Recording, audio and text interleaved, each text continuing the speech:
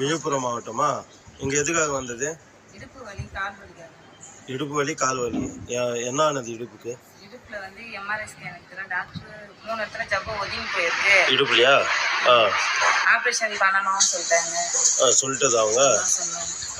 சரி வலி தாங்க முடியல. இங்க நான் கேள்விப்பட்டேன், சொன்னாங்க. சரி வந்து பார்க்கலான்னு வந்தேன். பரவாயில்ல, எனக்கு காசுலாம் கூட வாங்கல. நல்லா காசு வாங்கல?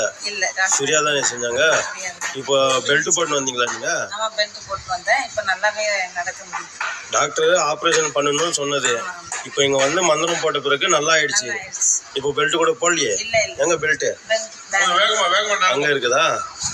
நடந்து பாருங்க, நடந்து பாருங்க. எங்க பெல்ட்? இப்போ அது போட்டுன்னு வந்ததா பெல்ட்? போட்டு வந்தோம். பரவாயில்ல, பெல்ட் எல்லாமே